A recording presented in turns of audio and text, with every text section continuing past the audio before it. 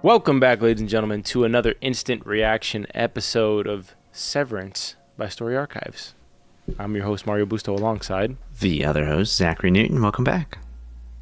We're back with Season 2, Episode 2, titled Goodbye, Mrs. Selvig. Got to be a 10 out of 10 episode, once again. Yeah. Maybe 9 out of 10. The first one was really good. The first one was hard to top. But this was also pretty excellent. We're getting like more and more little nuggets of mystery unraveling. I think I might have been wrong in regards to the work that they do. Remember, I used to say, like, what work are they doing? They're just putting funky numbers in a box. Yeah. Turns out the work that they're doing is probably important, but I think the biggest takeaway we have is that Mark is probably the most important member of the bunch. He seems to be uniquely important to the Lumen Industries higher ups, and I would assume, my gut tells me it has something to do with his wife, but I don't know. Operation Cold Harbor is what we hear. Yeah. I mean, he does seem important. I mean, he was at the very least the manager. He was the guy in charge, so I'll give him credit for that. But overall, this episode was really good. Like, I don't have an issue with slower episodes. Like, to me, this was definitely a slower episode. But there's enough mystery. There's enough intrigue there. I love it. You're gonna get called out in the comments. About what? You are notorious for commenting on slow. I am. Episodes. I mean, that's like, but my point is, I don't consider this episode slow. I think this is perfectly fine. Well, the pace is fine. If I compare it, like, relative to episode 1, like, episode 1 felt very fast paced. This, on the other hand, it was definitely slower. It was a slower episode, but I don't mean that in a negative way. Like, if I were to compare this to some Silo episodes that were definitely slow, like, there just wasn't too much to happen. There's a ton of intrigue, there's a ton of mystery going on, and you're just constantly trying to keep an eye out for things because you're trying to piece together this puzzle. You don't want to miss anything. This is my kind of slower episode. I loved it. Well, this is meat and potatoes storytelling, dude. I mean, this is not your run-of-the-mill TV show. No detail is misplaced in this show. Every single thing that another show might just fill in, like, just put a filler in there, or not even a filler. It's a level of excellence that is so rare that it's hard to kind of, if you're not accustomed to being that excellent, then you don't know it's possible. But when you see things like, for example, Heli and Milchik talking at the top of this Apple HQ looking building, right? Yeah. All the glass walls and everything. Another show might just cut away, not show them walk away to the next location. This show says, wait a minute, what if we get one of the most, beautiful, shots that we could possibly come up with, which is Helly and Milchik walking away from each other on a long tunnely path, and then just getting like this wide shot of seeing Helly almost like a video game character going into the next office. I mean, everything about the show is so like pitch perfect with the details of what they're trying to make you feel and the vibe of everything, the symmetry of the way they frame shots. I mean, the way they position everybody in a frame. They don't waste a single frame. It's like this YouTube channel called Every Frame a Painting, or I think that's what it's called. Does great video essays on film. It's just beautiful. Even the shot of Dylan getting fired, quote unquote, by Milchik. Yeah. They push away from his neighborhood, and all the houses are like perfect mirrored symmetrically away from each other, because everything is about that imagery of the innie outie, right? You have Mark's fish, the red and blue fish, which is it's kind of funny because there's little details like that in the world that it's almost like the characters within the show don't realize how ironic everything is, but it just works. No, it really does. I mean, every shot in this feels super artistic. I love it. It kind of reminds me of Wes Anderson. I think I mentioned this in the first episode. It kind of reminds me a little bit of like Wes Anderson stuff, where you just have this really nice symmetrical, like, balanced shot. Like, it's fun to watch. It's fun to look at. It does make me kind of feel like every piece of what we see is like important. Fake. in some way, where it's just Oh, like, fake. I was gonna say everything feels important. well, it like, is important. importantly Like, placed. you are right. I don't think there's any single thing in these frames that is not important to like the story. Like, there's not much noise in here, other than maybe like some trees and stuff like that. But no, it's just everything feels manufactured. I guess is what I mean when I say fake. Like, everything about the inside and the outside world kind of really feels manufactured to me. It's like everything is controlled perfectly. Well, there's Easter eggs about that though in this episode that we won't have time to get into in the instant reaction, but you can catch it on the deep dive that we drop on Sunday night. There's a scene where Helly's talking to Cobell at the round table, because this whole episode's pretty much about catching us up on the other side, and we find out that pretty much everything the innies are told was absolute bullshit. Like, they're not international superstar reformers of Severance. Like, they're not. They're just the same people being brought back to work again, and there may be other things that unfold, but it's not that one, not yet at least. And it But the doesn't seem like scene it was 5 months later either. No, it feels more like less than 5 days, if I had to guess. But Helly talks to Cobell and essentially reprimanding her. This is kind of like a silent, how they say silent quitting? People silent quit jobs sometimes.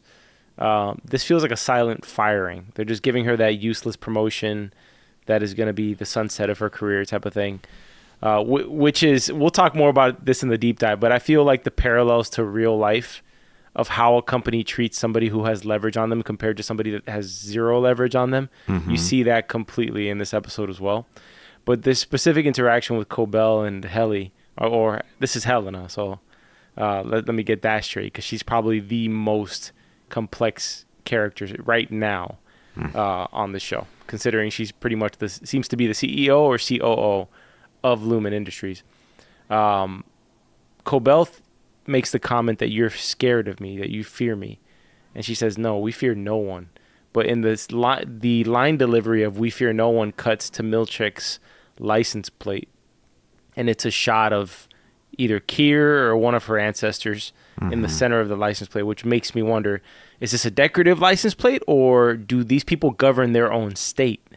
Because that's kind of what it feels like. The thing that I think confuses some people with Severance, and even a viewer like ourselves, is that it feels so real. It doesn't feel like it's in the far future. It feels very much in the present. But they are doing their own form of world building in this. This is its own sort of fantasy genre as well. And they are building a whole world around this, because the whole town feels like Lumen controls it in some way. Yeah, it is interesting. It definitely doesn't feel like it's far off in the future. At the same time, it doesn't quite feel like it's right now. Like, I mean, there's the shots of like the parking lot, like those cars. To me, they look like they're from the 80s or something like that. So, it kind of has this slightly slight retro feeling to it. But then the technology of Lumen Industries just seems so next level. Well, I mean, they got cell phones and text messaging. It's almost like they're in the 80s, but there was a technological breakthrough in this specific industry, and so things got pushed forward, but some of the things weren't able to catch up with it. That's kind of what the show feels like. Even in the way some of the people dress, but it's an odd mix of futuristic and retro, right? So it's kind of its own thing that you're dealing with here. I guess I wonder if we'll ever see the board in person, because we get this ominous round table, I guess rectangular table, not a round table. And there's like 40 chairs just in this thing. Yeah. But they're never actually visible, Yeah, I've never seen the board. I don't know. I mean, does the board even exist? Well, I guess we'll find that out, right? So part of me wonders sometimes if what I'm watching in this is going to be just like a big old Shutter Island type of scenario. We're going to get to the end of the series, and Milchik's going to be this very concerned nurse who was just trying to help Mark the entire time, but the more complicated, I think, form of storytelling is building out this world and making things make sense and keeping your audience interested. So the way that cliffhanger ends with Cobell in the car, and that maybe other shows would have had her say something right in that moment. Yeah. Maybe other shows would have had her say something about Gemma. But this show lets the subtext speak for itself, or the the facial expressions speak for itself, right? Even Yeah. when Irv's getting fired, you don't hear Milchik say you're fired, right? It's all subtext. So Yeah, they're and really good cutting at that between. in this show. Yeah, the editing was spectacular in this episode, by the way, and just everything, man. They were going so many times from purposely keeping one side of the frame dark and then fading in and using just a negative space in each frame to fade the next person. It was just so seamless that was great.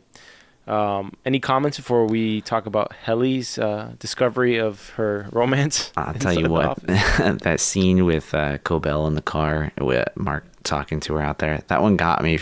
I was sitting there watching, and I was expecting her to like invite him into the car, like, hey, come on, like let me break some news to you, or, you know, tell you something you just don't know. And then she screams. That one got me. I think I jolted a little bit there, but that's it. Yeah, it was one of those when the episode ended that I realized how loud my volume was. You ever watch a show and you don't realize it, and you're just like, Jesus, I have the volume at 7. I had my headphones on, so I cranked it up. The baby was asleep, and I'm like, oh shoot. You know, All right. part of me, man, the only reason I want I know you don't have one yet, but the only reason I want an Apple Vision Pro is to watch TVs and movies. Like, Man, that'd with be the so thing fun. on. Yeah. But that scene at the end, it almost made me wonder, did Cobell, is she like a spot, you know, you ever see those movies that there's like a double agent or somebody undercover, but they get too close to their to the person they're spying on, and so they have a hard time turning on them? Yeah. It almost makes me wonder whether Cobell was like, she got too close to Mark and wanted to be a part of that family unit that he had with his sister, and felt devastated about Gemma, and maybe her worship of Lumen, like the thing that broke the camel, straw that broke the camel's back, was essentially seeing them abuse Gemma, like abuse this sort of precious thing, and bring her into this world, right? It just made me wonder about what are Cobell's motives in all of this. Yeah, it is pretty interesting. I do have a theory. I'm not going to get into it right now, but I do have a random theory that came to me while I was watching this episode about people like Cobel and Milchik. But she's a hard read, man. She does seem, in like half the episodes I remember, I just always felt like she was a Lumen employee, and her part of her job was to keep a very close eye on people. And then the other half of the episodes that I see her in, I feel like her connection to Mark feels personal in a way. Yeah, like it's just like. But is it psychotic personal, or is it like good person personal? I feel like it's more psychotic personal. Like that. At least that's the way that I feel watching her. I leaned psychotic until the end of the episode, because part of me is like, why is Mark going over to her house? But then again, I'd be so pissed that I'd probably confront her too. Yeah. So, what did you think she hit the steering wheel? Was it because of frustration with herself for pretty much insinuating that she does know something about Gemma? Or was it something else entirely? It felt to me like she was wrestling herself. Like, do I betray this company I've served my entire life, or this soft spot I have for these two? That it kind of felt like that to me, right? Like it felt more of like she knows something, but she was just kind of like battling herself. Like, do I say something? Do I not? I guess that's why I felt so much like, oh, she's gonna invite him into the car. Like, yeah, let's take a drive. But it didn't happen. Lumen won out. Almost better to end it like this. I guess the biggest mystery of the episode is Helly, Helena. Why would they, as her as the CEO, why would they let her get severed? And then now, what is going to happen? She seems like somebody who hasn't found love outside of work. Yeah.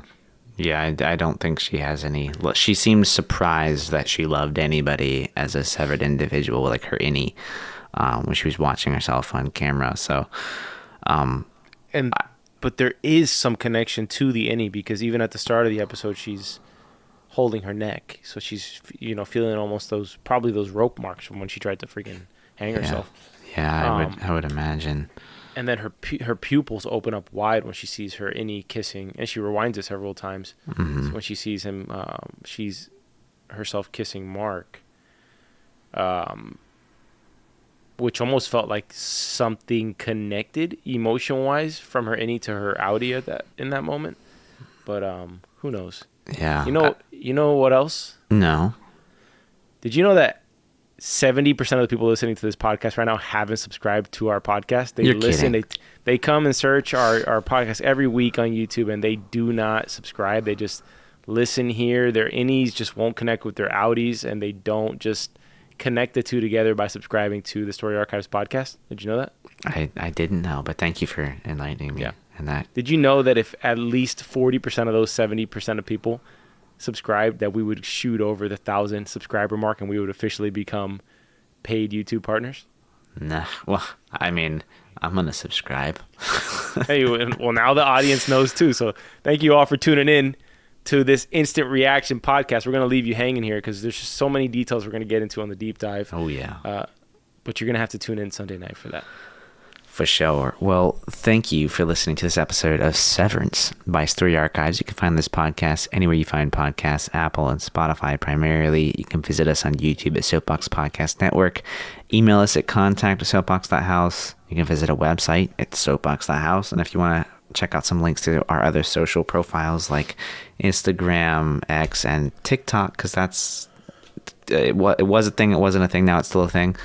You'll find the links to those platforms on our website. All right, we'll see you guys Sunday. All right.